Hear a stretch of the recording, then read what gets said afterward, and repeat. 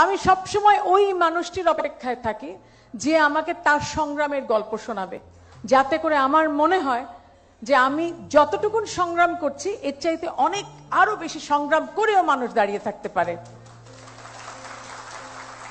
যত রকম প্রতিকূলতা আসবে তত জড়িয়ে ধরবেন এবং ভাববেন নাথিং ইজ ইম্পসিবল।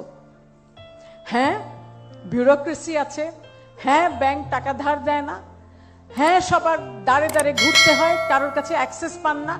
মাথায় রাখতে হবে যদি সত্যি চান পাবেনই, পেতেই হবে, ওইভাবে লেগে থাকতে হবে, কখনো গিভ আপ করবেন না। আপনি জাস্ট মামা চাচার জোর নাই বলে ভাববেন না যে আপনি কেউ হবেন না। আনিসের কোনো মামা চাচার জোর ছিল না। আমি আমার স্বামীর কথা বলছি, প্রয়াত আনিসুল হক, যিনি ঢাকার মেয়র ছিলেন, কোনো বাবা মামা চাচা কারোর জোর ছিল না। আমার বাবা খুব সাধারণ মানুষ ছিলেন, জেনারেল ম্যানেজার ছিলেন জুট মিলে। তবে হ্যাঁ, দুই সেট বাবা মা আমাদেরকে কতগুলো বেসিক কথা শিখিয়েছে। সেটা হলো পড়াশোনা করতে হবে, চেষ্টার কোনো রকম বিকল্প নেই।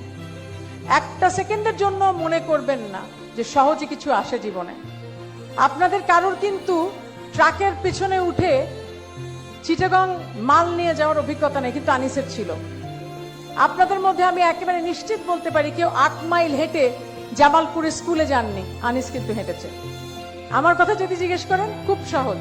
একজোড়া নতুন জুতা পেলে ঈদের সময় মাথায় বালিশের নিচে রেখে ঘুমাতাম। এত এত ছিল, এত পছন্দের ছিল, এত এত আকর্ষণীয় ছিল একটা জোড়া জুতা। আমাকে যদি বলেন, আমি একদম গুনে গুনে বলে দিতে পারবো যে আমার কয়টি নতুন কাপড় ছিল। কিন্তু কখনো মনে হয়নি যে আমরা খুব মধ্যবিত্ত একটা ঘরে। সবসময় মনে হয়েছে এত এত আমাদের এত কিছু আছে, এত প্রতিপত্তি আছে। কি ছিল জানেন? শুধু বাবা মার ভালোবাসা আর বিশ্বাস। পড়তে হবে, পড়তে হবে, পড়তে হবে। দয়া করে শর্টকাট বেছে নেবেন না জীবনে। দয়া করে প্রতিদিন নিজের মাথায় রাখবেন যে বাবা মা কষ্ট করে আপনাদেরকে বড় করছে, যার জন্য আপনারা আজকে এখানে এসছেন, কেউ প্রাইভেট ইউনিভার্সিটিতে, কেউ হয়তো পাবলিক ইউনিভার্সিটিতে, কেউ ঢাকায় থাকেন, কেউ গ্রামে থাকেন, কোথাও অন্য শহরে থাকেন, কিচ্ছু যায় আসে না।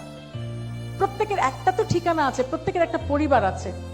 পরিবার যদি নাও থাকে, বাবা মা যদি মরেও গিয়ে থাকেন, তারপরও কিন্তু পাশে একজন লোক আছে। কখনো আমরা একা না। যার কেউ নাই তারও কিন্তু কেউ না কেউ থাকে। কখনো নিঃসঙ্গ বোধ করবেন না, কখনো বিষণ্ণতায় ভুগবেন না, কখনো পথভ্রষ্ট হবেন না। জীবন খুব সোজা।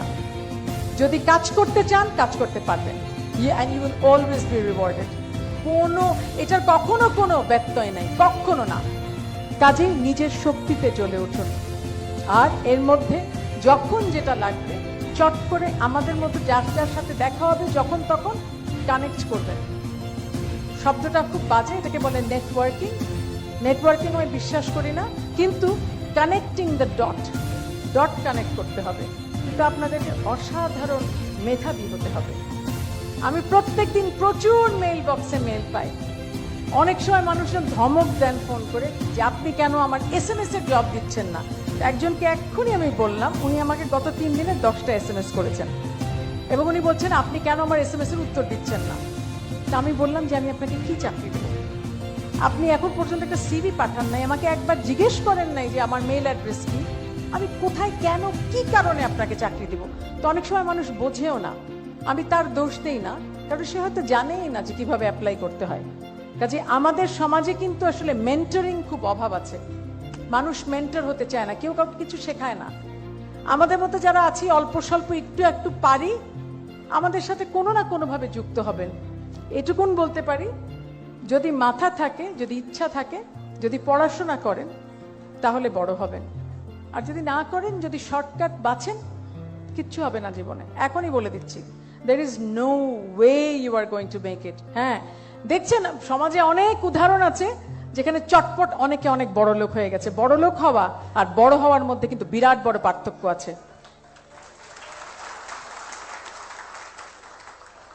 বৃত্তের সংজ্ঞা বদলে যাচ্ছে, কিন্তু ক্ষমতার সংজ্ঞা বদলে যাচ্ছে।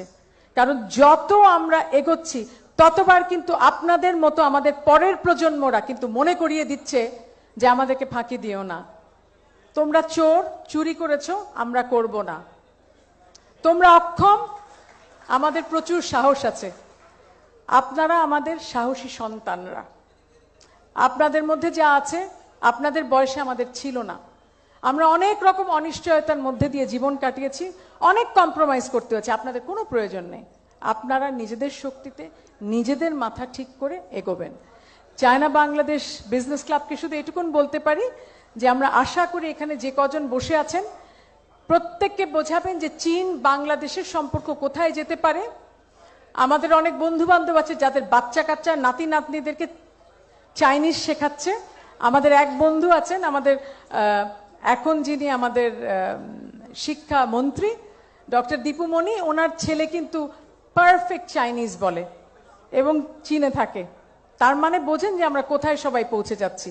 কাজে চীন বাংলাদেশ সম্পর্কটাকে ধরে রাখতে হবে। বহু কিছু শেখার আছে, বোঝার আছে ওদের কাছ থেকে, বুঝতে হবে এবং ওরা কিভাবে ব্যবসা করে মাথায় ধারণ করবেন। অনেকগুলোর সামনে আমাদের জয়েন্ট ভেঞ্চার্স, এফডিআই, 100% এফডিআই অনেকগুলো সুযোগ খুলে যাচ্ছে, অনেকগুলো অপরচুনিটিস আছে। সেই জায়গাগুলোয় আপনারা যুক্ত হন। অনেকগুলো আলাদা আলাদা বিক্ষিপ্ত কথাবার্তা না বলে সবাই একসাথে সংযুক্ত হন এবং আশা করি আমি যে শুধুমাত্র এন্টারপ্রেনারশিপ না, এশিয়ান এন্টারপ্রেনারশিপের দিকে খেয়াল রাখেন, আসিয়ানকে মাথায় নেন। You'll be doing all of us a lot of justice. ছোট্ট কথা একটা বলে শেষ করি। দুজনে আপনাদের লোগোটা দেখে আমার একটু মন খারাপ হয়েছে, কারণ লোগোতে দুটো হাত একসাথে হচ্ছে, শেকিং হ্যান্ডস। একটি নারীর হাত আশা করেছিলাম, দুটোই পুরুষের হাত। কাজেই আপনারা মাথায় রাখবেন এই জেন্ডার ডিসক্রিমিনেশনের উপরে উঠতে হবে এবং মনটাকে বড় করতে হবে। যেখানে যা পারেন শিখবেন এবং আমাদের মতো ছোটখাটো মানুষরা সবসময় আপনাদের পাশে থাকবো। অভিনন্দন এবং ভালো থাকবেন সবাই।